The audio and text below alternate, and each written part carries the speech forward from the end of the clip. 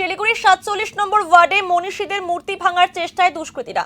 বুধবার মূর্তিগুলি দেখতে এলাকায় গেলেন মেয়র গৌতম দেব, ডেপুটি মেয়র রঞ্জন সরকার। সোমবার রাতে দুষ্কৃতীরা পাতি কলোনির কাছে 10 জন মনীষীর মূর্তি ভাঙচুরের চেষ্টা চালায়। মঙ্গলবার সকালে বিষয়টি জানাজানি হতেই শোরগোল পড়ে যায়। মঙ্গলবারই প্রধাননগর থানায় অভিযোগ দায়ের করেন কাউন্সিলর অমর আনন্দ দাস। বুধবার বিকেলে এলাকায় যান মেয়র, মূর্তিগুলি দেখেন। এরপরই তিনি জানান, খুব নিন্দনীয় ঘটনা, যেভাবে মনীষীদের মূর্তি ভাঙা হয়েছে তার প্রতিবাদ করা উচিত। পৌর নিগমের তরফেও পুলিশ কমিশনারকে চিঠি করা হয়েছে, দোষীদের অবিলম্বে চিহ্নিত করতে বলা হয়েছে। নিন্দাজনক ঘটনা, আমরা নিন্দার ভাষা নেই। জাতির জনক মহাত্মা গান্ধী সহ সমাজ সংস্কারক পঞ্চানন বর্মা এবং অন্যান্য কিছু মনীষী যাদের আদর্শে সারা দেশ এবং জাতি পরিচালিত হয় এবং যারা আমাদের জাতীয় এবং আন্তর্জাতিক সারা বিশ্বে সমাদৃত, তাদের মূর্তিকে এইভাবে লাঞ্ছনা করা আমরা তীব্রভাবে নিন্দা করি। এফআইআর করা হয়েছে। আমরা আজকে কমিশনার অফ পুলিশকেও কর্পোরেশন থেকে ওই কাউন্সিলর যে এফআইআর করেছে অমরানন্দ, তার রেফারেন্স দিয়ে আমরা কমিশনারকেও ডিটেল ব্যাপারটা জানিয়েছি।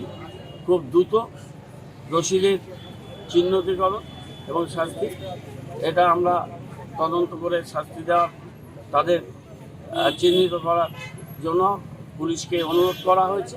এবং আমরা এইখানে এবং শিলিগুড়ি যেখানে আমাদের মনীষীদের মূর্তিগুলো আছে, আমরা খুব দ্রুত সেখানে সিসি ক্যামেরা লাগিয়ে সেটাকে প্রপারলি মনিটর করা, সেই ব্যবস্থাটা আমরা করছি, যাতে আমাদের শিলিগুড়ি শহরের কোথাও কোনো মনীষীর মূর্তি অসুরক্ষিত না থাকে।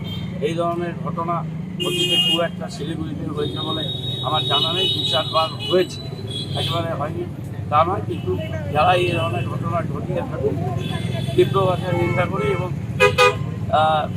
সারা শিলিগুড়ির মানুষ এবং এখানে যারা অধিবাসী তাদেরও বলব যে সবাই এই ঘটনার প্রতিবাদে এগিয়ে আসা উচিত এবং তারা সচেতন থাকবে। এই ধরনের ঘটনা কেউ বললে সেটা আমাদের জানালে পুলিশ প্রশাসন, পুরসভা, এখানকার কাউন্সিলর, নাগরিক সবাই মিলে আমরা এটা প্রতিরোধ করবো। আমরা এই ধরনের ঘটনা তীব্র নিন্দা করি। এখনো পর্যন্ত কোনো কিছু জানা যায়নি। আমরা যোগাযোগ করছি আমাদের আধিকারিকরা, কমিশনারের কাছে চিঠি পাঠিয়ে দেব।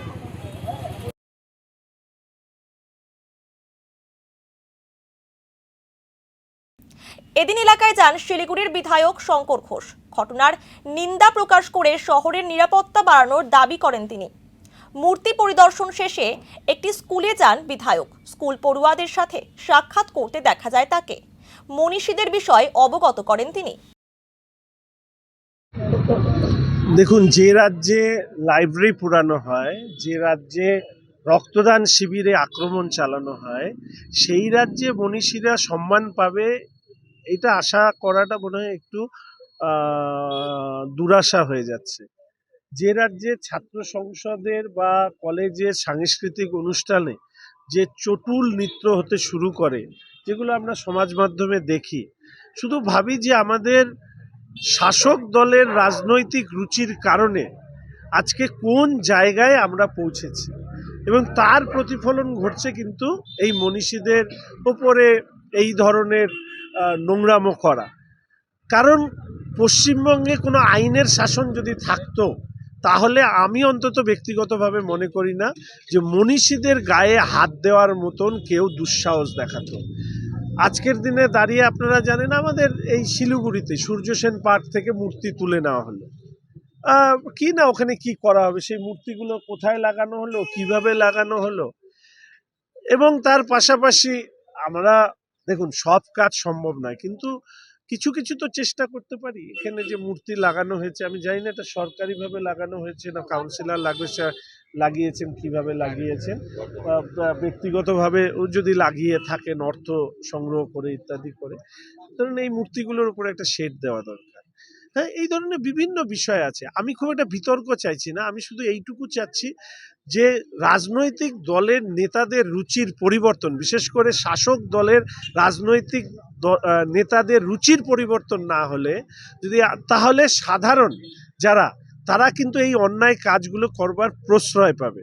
দেখবেন যদি আপনি দেখেন যে কেউ হয়তো কি বলে ওই যে রাত্রেবেলা যে নাচ টাচ করতে যায়, ওইখানে গিয়ে তার ছবি বেরোচ্ছে, বলছে নেতাই যদি এরকম হয় তাহলে আমরা কেন হব না। নেতা যদি দুর্নীতি করে, দুষ্কৃতির মতন আচরণ করে, নেতারাই যদি মানে বড় বড় রংবাজ হয়ে ওঠে, তাহলে যাদের হাতে শিক্ষার বা যাদের মস্তিষ্কে শিক্ষার আলো সঠিকভাবে পৌঁছয়নি তারা করতেই পারে। তবে আশা রাখি মেয়র সাহেব নিশ্চিতভাবে এই ব্যাপারে উদ্যোগ নিয়ে এর তদন্ত করবেন। আরেকটা গুরুত্বপূর্ণ প্রশ্ন আপনাদের মাধ্যমে রাখতে চাই, যদি আপনারা দেখান, সেটা হচ্ছে আমি কিছুদিন আগে বলেছিলাম আমাদের শিলিগুড়ি শহরের সিসিটিভি ক্যামেরাগুলো খারাপ হয়ে আছে, কিন্তু কেউ দেখিয়েছেন, বেশিরভাগই দেখাননি। আমি পুলিশ কমিশনারকেও বলেছিলাম, আচ্ছা এইখানে পুরো এই অঞ্চলের অত্যন্ত গুরুত্বপূর্ণ জায়গা, তাহলে এই প্রশ্ন কেন উঠবে না যে এখানে কোথাও সিসিটিভি নেই? যদি থাকে তাহলে এইগুলো কারা করেছে সেটা জানা যাবে, আর যদি না থাকে তাহলে কেন এখানে নেই? এত টাকা খরচা করে যদি এটা লাগানো হয়ে থাকে তাহলে সেই জায়গায় যদি সিসিটিভি ইনস্টলেশন, আমি জানি না এখানে কারো সিসিটিভি ক্যামেরা লাগানো আছে কিনা, যদি থাকে দুষ্কৃতীদেরকে ধরে একটা শাস্তি দিলে অন্তত অন্য লোকরা ভয় পাবে। আর শিলিগুড়ির মানুষের কাছে আমি বলবো যে আমাদের শহরটাকে পরিচ্ছন্ন রাখতে আমাদের সবাইকে এগিয়ে আসতে হবে। সেখানে রাজনৈতিক রং দেখে লাভ নেই, বরঞ্চ রুচির পুনরুদ্ধার করবার জন্য আমাদের এগোতে হবে।